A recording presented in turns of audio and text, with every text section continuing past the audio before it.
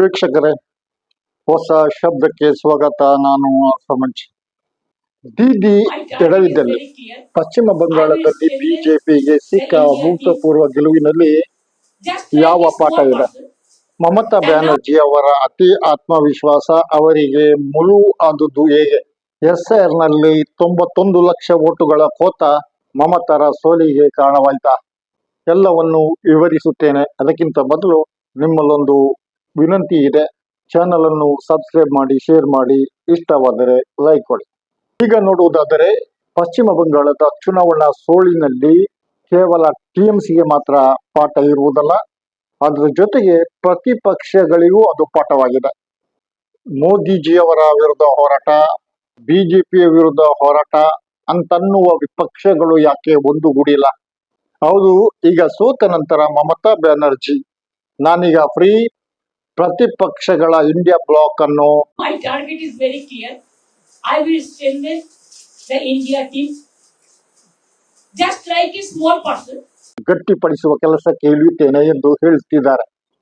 ಅವರು ಪಶ್ಚಿಮ ಬಂಗಾಳದಲ್ಲಿ ಮುಖ್ಯಮಂತ್ರಿಯಾಗಿದ್ದ ಆ 15 ವರ್ಷಗಳು ಇಂಡಿಯಾ ಕೂಟ ರೂಪುಗೊಂಡು ಅದಕ್ಕೆ ರಾಹುಲ್ ಗಾಂಧಿಯವರ ನೇತೃತ್ವ ಸಿಕ್ಕಾಗ ರಾಹುಲ್ ಗಾಂಧಿಯ ಲೀಡರ್ಶಿಪ್ ಸ್ವಲ್ಪವೂ ಇಷ್ಟ ಇರಲಿಲ್ಲ. ಆದ್ರೂ ಮಮತಾ ಬ್ಯಾನರ್ಜಿ ಅವರು ಪಶ್ಚಿಮ ಬಂಗಾಳದ ಚುನಾವಣೆಯಲ್ಲಿ ಸೋತ ನಂತರ ರಾಹುಲ್ ಗಾಂಧಿ ಕರೆ ಮಾಡಿದ್ದಾರೆ. ಸ್ವತಃ ಮಮತಾ ಬ್ಯಾನರ್ಜಿ ಅವರೇ ಇದನ್ನು ಹೇಳಿದ್ದಾರೆ. ಬಂಗಾಳದ 3 ಚುನಾವಣೆಗಳನ್ನು ಗೆದ್ದು 15 ವರ್ಷ ಅಧಿಕಾರ ನಿಭಾಯಿಸಿದ್ದ ಮಮತಾ ಬ್ಯಾನರ್ಜಿ ಅವರು ಎಲ್ಲೋ ಒಂದು ಕಡೆ ಪ್ರತಿಪಕ್ಷಗಳ ಒಗ್ಗೂಡುವಿಕೆಗೆ ಅಡ್ಡಿಯಾಗಿದ್ದರು. 2022 ಸೆಪ್ಟೆಂಬರ್ ತಿಂಗಳಲ್ಲಿ ಕೇಂದ್ರದ ಬಿಜೆಪಿ ಸರ್ಕಾರದ ವಿರುದ್ಧ ರಾಹುಲ್ ಗಾಂಧಿಯವರು ಭಾರತ್ ಜೋಡೋ ಯಾತ್ರೆ ಹೊರಟು ಪಶ್ಚಿಮ ಬಂಗಾಳಕ್ಕೆ ಬಂದಾಗ ಮಮತಾ ಬ್ಯಾನರ್ಜಿ ಅಡ್ಡಿಪಡಿಸಿದ್ದರು. ಆದರೆ ಇಂಡಿಯಾ ಕೂಟದ ಇತರ ಪಕ್ಷಗಳ ಆಳ್ವಿಕೆಯಿದ್ದ ರಾಜ್ಯಗಳಲ್ಲಿ ರಾಹುಲ್ ಗಾಂಧಿಯ ಯಾತ್ರೆಗೆ ಹೀಗೆ ಆಗಿರಲಿಲ್ಲ. 3 ವರ್ಷಗಳ ಹಿಂದೆ ಇದೇ ಮಮತಾ ಬ್ಯಾನರ್ಜಿ ಅವರು RSS ಅನ್ನು ಹೊಗಳಿದ್ರು.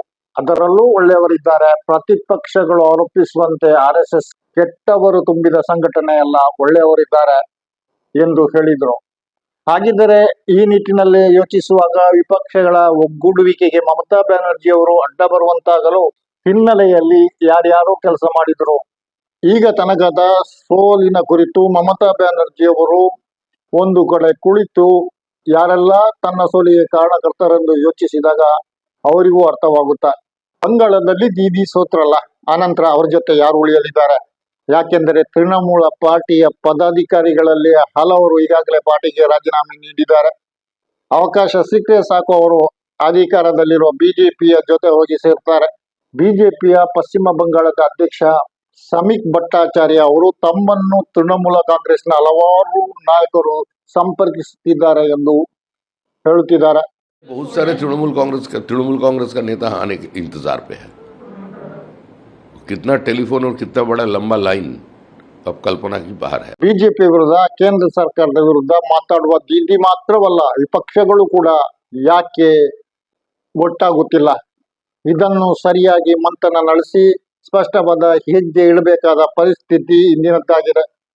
ಕಾರ್ಯತಂತ್ರ ರೂಪಿಸದಿದ್ದರೆ ಬಿಜೆಪಿ ಭಾರತದಲ್ಲಿ ಪ್ರತಿಪಕ್ಷ ಇಲ್ಲದ ಒಂದು ಅವಸ್ಥೆಯನ್ನು ಸೃಷ್ಟಿಸಬಹುದು. ಮಾತ್ರವಲ್ಲ, ಇನ್ನೊಂದು ಭಾರತದಲ್ಲಿ ಪ್ರತಿಪಕ್ಷಗಳು ಎಲ್ಲಿಯೂ ಅಧಿಕಾರದಲ್ಲಿ ಕೂರುವುದಿಲ್ಲ. ವೀಕ್ಷಕರೇ ನೋಡಿ, ಈಗ ಎಲ್ಲಿದೆ? ಮೋದಿಯವರನ್ನು ಅಧಿಕಾರದಿಂದ ಕೆಳಗಿಳಿಸಬೇಕೆಂದು ಬಹಳ ಆವೇಶದಿಂದ ಶುರುವಾಗಿದ್ದ ಪ್ರತಿಪಕ್ಷಗಳ ಇಂಡಿಯಾ ಕೂಟ ಈಗ ಎಲ್ಲಿದೆ ಹೇಳ್ತೀರಾ? ಬಿಹಾರದ ನಿತೀಶ್ ಕುಮಾರ್ ಅವರು ತಾನು ಇನ್ನೊಂದು ಬಿಜೆಪಿಗೆ ಹೋಗುವುದಿಲ್ಲ ಎಂದು ಉದ್ಘೋಷಿಸಿ ಇಂಡಿಯಾ ಕೂಟಕ್ಕೆ ಚಾಲನೆ ಕೊಟ್ಟರು ಬೆಂಗಳೂರಿನಲ್ಲಿ. ಆನಂತರ ಇದೇ ಇಂಡಿಯಾ ಕೂಟಕ್ಕೆ ನಿತೀಶ್ ತಿರುಗಿ ಬಿದ್ರು, ಪೂರ್ವಾಶ್ರಮಕ್ಕೆ ತೆರಳಿದ್ರು. ಅಂದರೆ ಇಂಡಿಯಾ ಕೂಟವನ್ನು ಹೋಗಿ ಸೇರಿದ್ರು. ಈ ಬೆಳವಣಿಗೆಯಲ್ಲೇ ಬಹುತೇಕ ಪ್ರಧಾನಿ ಸ್ಥಾನಕ್ಕೆ ಮಮತಾ ಬ್ಯಾನರ್ಜಿ ಮತ್ತು ನಿತೀಶ್ ನಡುವೆ ಇದ್ದ ಪೈಪೋಟಿ ಕಾರಣವೆಂದು ಹೇಳಲಾಗುತ್ತಿದೆ. ಕೊನೆಗೆ ನಿತೀಶ್ ಅವರ ಇಂಡಿಯಾ ಕೂಟದವರ ಸಹವಾಸವೇ ಸಾಕಪ್ಪ ಎಂದು ಹೋಗಿಬಿಟ್ರು. ಒಂದು ವೇಳೆ ನಿತೀಶ್ ಅವರನ್ನು ಇಂಡಿಯಾ ಕೂಟ ಬಿಡದಂತೆ ನೋಡ್ತಿದ್ರೆ ಆಂಧ್ರದ ಚಂದ್ರಬಾಬು ನಾಯ್ಡು ಅವರನ್ನು ಇಂಡಿಯಾ ಕೂಟದಲ್ಲಿ ಇರುವಂತೆ ಮಾಡ್ತಿದ್ರೆ ಇಂದು ಪ್ರಧಾನಿ ಸ್ಥಾನದಲ್ಲಿ ಮೋದಿ ಇರುತ್ತಿರಲಿಲ್ಲ. ಪ್ರತಿಪಕ್ಷದ ಒಬ್ಬರು ಪ್ರಧಾನಿ ಆಗ್ತಿದ್ರು. ಕಳೆದ ಲೋಕಸಭಾ ಚುನಾವಣೆಯ ವೇಳೆಗೆ ಬಿಹಾರದ RJD, ಉತ್ತರ ಪ್ರದೇಶದ ಸಮಾಜವಾದಿ ಪಾರ್ಟಿ, ಶಿವಸೇನೆ ಸಹಿತ ಕೆಲವು ಪಕ್ಷಗಳು ಇಂಡಿಯಾ ಕೂಟದಲ್ಲಿ ಗಟ್ಟಿಯಾಗಿ ನಿಂತದ್ರಿಂದ ಬಿಜೆಪಿಗೆ ಬಹುಮತ ಸಿಗಲಿಲ್ಲ. ಈ ಅವಕಾಶವನ್ನು ಸರಿಯಾಗಿ ಬಳಸಿಕೊಳ್ಳಲು ಪ್ರತಿಪಕ್ಷಗಳಿಗೆ ಸಾಧ್ಯವೂ ಆಗಲಿಲ್ಲ. ಅಧಿಕಾರಕ್ಕೇರುವ ತಂತ್ರ ರೂಪಿಸುವಲ್ಲಿ ಪ್ರತಿಪಕ್ಷಗಳು ವಿಫಲವಾದವು. ಅಂದ್ರೆ ಮೋದಿ ವಿರುದ್ಧ ಮಾತಾಡುವ ಇವರೇ ಮೋದಿಯನ್ನು ಅಧಿಕಾರದಿಂದ ಕೆಳಗಿಳಿಸುವ ಸುವರ್ಣಾವಕಾಶವನ್ನು ಕಳಕೊಂಡ್ರು. ಈಗಲೂ ಪ್ರತಿಪಕ್ಷ ಒಗ್ಗೂಡಿ ಈ ಕೆಲಸಕ್ಕೆ ಮುಂದಾದ್ರೆ ಮೋದಿ ಅಧಿಕಾರದಲ್ಲಿ ಉಳಿಯಲ್ಲ. ಯಾಕೆಂದ್ರೆ ಬಿಜೆಪಿಗೆ ಈಗಲೂ ಸಂಸತ್ತಿನಲ್ಲಿ ಬಹುಮತ ಇಲ್ಲ. ಇತ್ತ ಕಾಂಗ್ರೆಸ್ನಿಂದ ರಾಹುಲ್ ಗಾಂಧಿ ಗರ್ಜಿಸುತ್ತಾರೆ. ಆದ್ರೆ ಕಾಂಗ್ರೆಸ್ ಸೈದ್ಧಾಂತಿಕವಾಗಿ ಸೊರಗಿದ್ದಂತೂ ನಿಜವಾಗಿದೆ. ಸ್ವತಃ ರಾಹುಲ್ ಗಾಂಧಿ ಅವರಿಗೆ ಅವರ ಪಾರ್ಟಿಯನ್ನು ಗೆಲ್ಲಿಸಿ ಅಧಿಕಾರಕ್ಕೆ ತರುವ ಶಕ್ತಿಯೇ ಇಲ್ಲ. ಹೀಗಾಗಿ ಕಾಂಗ್ರೆಸ್ ಉತ್ತರ ಭಾರತ ಮತ್ತು ಈಶಾನ್ಯ ಭಾರತದಲ್ಲಿ ಮಕಾಡೆ ಮಲಗಿದೆ. ಕಮ್ಯುನಿಸ್ಟರು ಕೂಡ ಹಳೆ ಕಥೆಗಳಾಗಿ ಇತಿಹಾಸ ಸೇರುವುದು ಗ್ಯಾರಂಟಿ. ಕೇರಳದಲ್ಲಿದ್ದ ಸರ್ಕಾರವು ಕಾಂಗ್ರೆಸ್ನ ಪಾಲಾಯಿತು. ಆದ್ರೆ 15 ವರ್ಷಗಳ ಹಿಂದೆ ಕಮ್ಯುನಿಸ್ಟರು ಪಶ್ಚಿಮ ಬಂಗಾಳದಲ್ಲಿದ್ರು, ಕೇರಳ ತ್ರಿಪುರಗಳಲ್ಲಿಯೂ ಇದ್ರು. ಆದರೆ ಈಗ ನಕ್ಷೆಯಲ್ಲೇ ಅವರಿಲ್ಲ. ಒಂದಂತೂ ಸ್ಪಷ್ಟ, ಕಾಂಗ್ರೆಸ್ ಮಾತ್ರ ಬಿಜೆಪಿಯನ್ನು ಸೋಲಿಸಿ ಅಧಿಕಾರಕ್ಕೆ ಬಂದಿದೆ. ಇತರ ಯಾವ ವಿಪಕ್ಷಗಳಿಗೂ ಬಿಜೆಪಿಯನ್ನು ಸೋಲಿಸಲು ಸಾಧ್ಯವಾಗಿಲ್ಲ. ದಿಲ್ಲಿಯಲ್ಲಿ ಆಮ್ ಆದ್ಮಿ ಕಾಂಗ್ರೆಸ್ ಅನ್ನು ಸೋಲಿಸಿತು, ಪಂಜಾಬ್ನಲ್ಲಿ ಆಮ್ ಆದ್ಮಿ ಕಾಂಗ್ರೆಸ್ ಅನ್ನು ಸೋಲಿಸಿತು. ಇಂಡಿಯಾ ಕೂಟದಲ್ಲಿ ರಾಹುಲ್ ಕ್ಯಾಪ್ಟನ್ ಆದಾಗ ತಾನೇಕೆ ಪ್ರಧಾನಿ ಆಗಬಾರ್ದು, ತನಗೂ 29 ಎಂಪಿಗಳಿದ್ದಾರಲ್ಲ ಎಂದು ಮಮತಾ ಯೋಚಿಸಿದ್ರು. ಆದರೆ ಅವೆಲ್ಲವೂ ಈಗ ಬಿದ್ದು ಹೋಗಿದೆ. ಪಶ್ಚಿಮ ಬಂಗಾಳದಲ್ಲಿ 100 ಸೀಟುಗಳನ್ನು ಗೆಲ್ಲಲು ತೃಣಮೂಲ ಕಾಂಗ್ರೆಸ್ಗೆ ಸಾಧ್ಯವಾಗಿಲ್ಲ.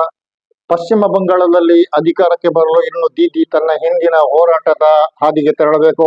ಆದ್ರೆ ಈ ಹೋರಾಟದ ಹಾದಿಯಲ್ಲಿ ಅವರ ಮುಂದೆ ಇರುವುದು ಜ್ಯೋತಿ ಬಸುರ ಕಮ್ಯುನಿಸ್ಟ್ ಪಾರ್ಟಿ ಅಲ್ಲ, ಬಿಜೆಪಿ ಆಗಿದೆ. ಗೆಲುವು ಸುಲಭವೇ ಅಲ್ಲ.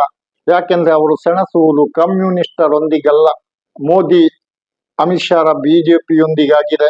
ಬಿಜೆಪಿಗೆ ಶಕ್ತಿಯಾಗಿ ಅದರ ಹಿಂದೆ ಆರ್ಎಸ್ಎಸ್ ಈಗಿನ ಪರಿಸ್ಥಿತಿಯನ್ನು ಉಲ್ಲೇಖಿಸಿ ಹೇಳುವುದಾದರೆ ಪಶ್ಚಿಮ ಬಂಗಾಳದಲ್ಲಿ ಇನ್ನೊಂದು ಅವಕಾಶ ಮಮತಾ ಬ್ಯಾನರ್ಜಿಗೆ ಸಿಗ್ತದೆ ಎಂದು ಹೇಳಲು ಬರುವುದಿಲ್ಲ. ಜೊತೆಗೆ ಅವರಿಗೂ ವಯಸ್ಸಾಯಿತು.